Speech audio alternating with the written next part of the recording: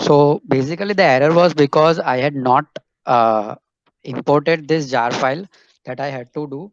So I just forgot about the jar file. So we had to import this MySQL connector Java 5.1.49.jar file.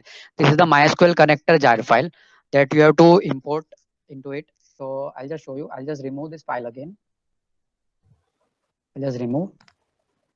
Okay. And now again, I'll show the output. So I'll just pin it. So run it. Okay. Run. So again, it shows me the same error which was previously added. So how did I came to know that it was jar file context error? Because it was showing that it was unable to create bin with the name DS, and DS is data source. So it will be only available if we add the jar file. So how to add jar file? We can click on the libraries. You can right click, add jar file, and I have kept my file on the desktop. So I'll just go to my desktop, and that is this jar file. So I'll just open it. So it is included. You can see over here. Now I'll just run the program. Okay, so this is run.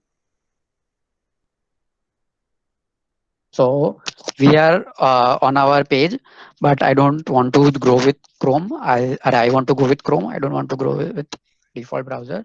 So I'll just run it again on Chrome. That is run. Okay, so we are on our page. We'll go to add user, enter name. So I'm going to write Ram and enrollment number 1212, and I'll put submit.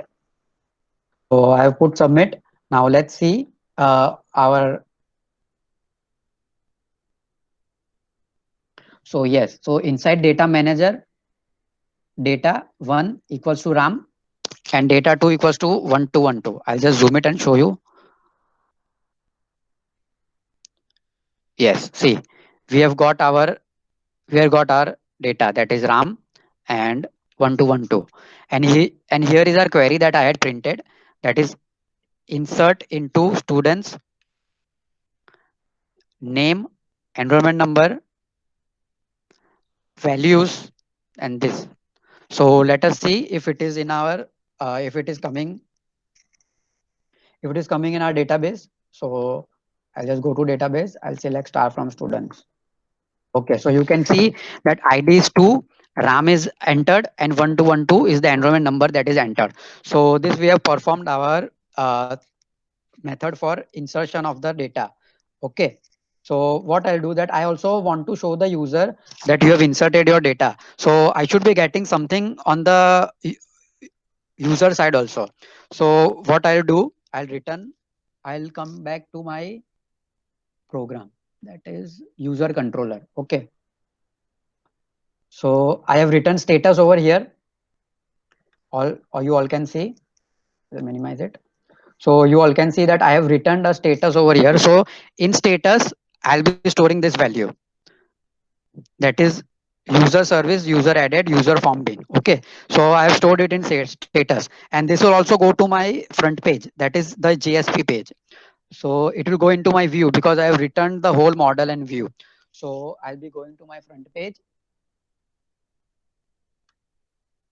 That is in my view, that is user and user form page. Okay. So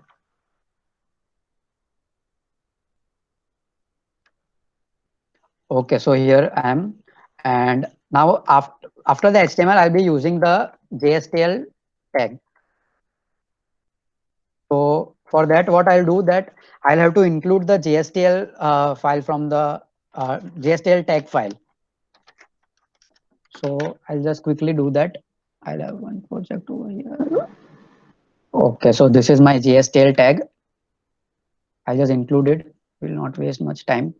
I'll go into my form page. Okay.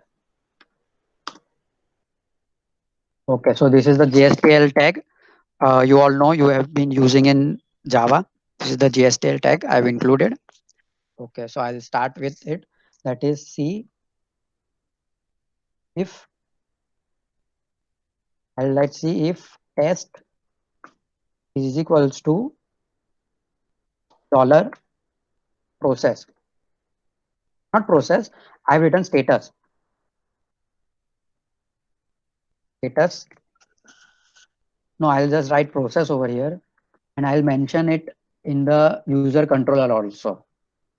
This same thing.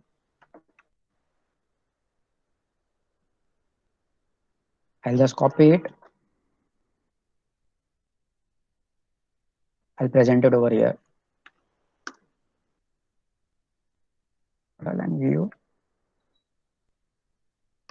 Okay.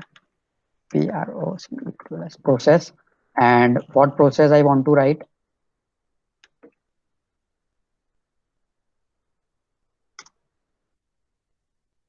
My process will be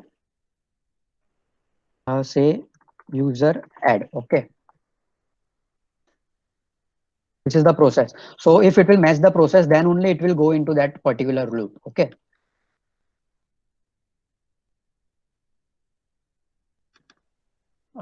Process eq, that is equals, process equals,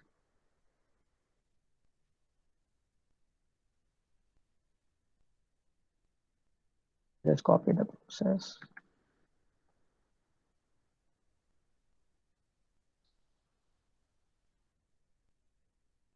I'll close C if enter. Okay, so it will enter into this process only and only if the process is equals to user add. Otherwise, this will not get executed. Okay, so if process is executed and see if again test dollar status, which I have written status over here. You can see this is the status, and status will be given from user.user add.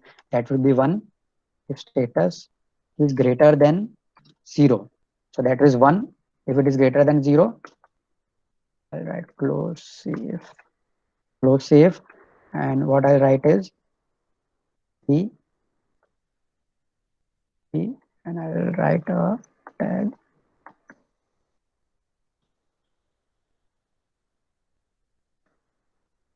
on that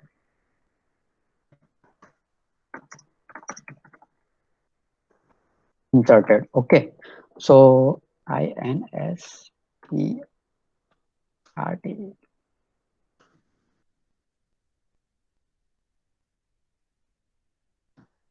Okay, so our data is inserted. It will print this much. So let's see. We'll go to our page. We'll go to add user. I'll write a name, Ami, and I'll be writing 234 as her enrollment number. I'll write submit. So okay, so your data is inserted. Okay, so it was inserted, and we'll check if it was inserted or not. So the database we had was 1 and 2, that is Karan Ram, and now we'll see if Ami was there inside. Okay, so yes, Ami is inside, and the enrollment number is 234. Right. So our one module is created, and you have seen that the whole URL did not change. So this was for a security purpose we used, and now we can again go back to our uh, main page, and I want to show you view because it view user. If I'll click on view user, it should view the details of the users to you. I want to show you especially view because it contains list. So, and if I show you this add user and view user, you can easily do edit user and delete user. So I'll just show you quickly this view user, and then we'll move to Spring AOP.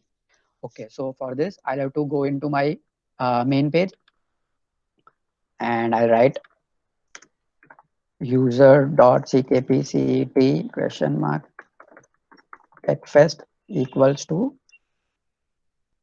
load user view. Okay, so I have created this method load user view. If I click on view, I'll go to the controller in the load user view method. So I'll just go to the controller, and just to speed up the things, I'll copy it.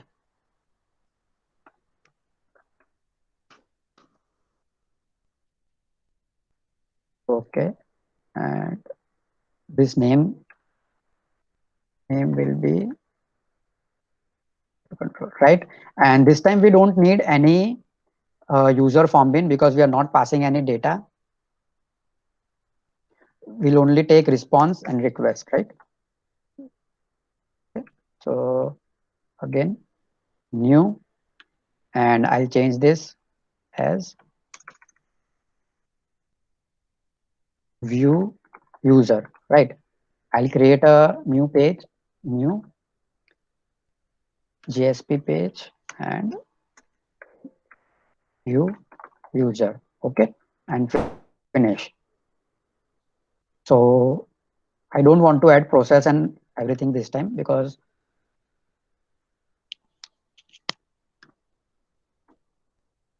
don't want to add this data also, but we'll definitely write a system dot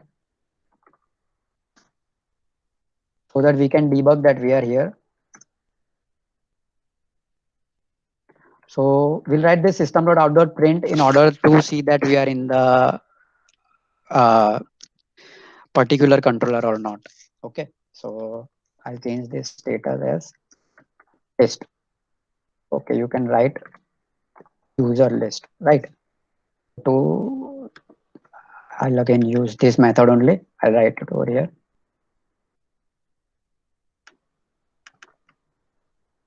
I'll not be using user form bin because we are not passing any data.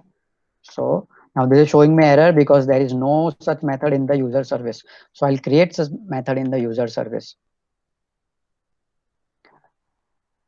So I'll again copy this part.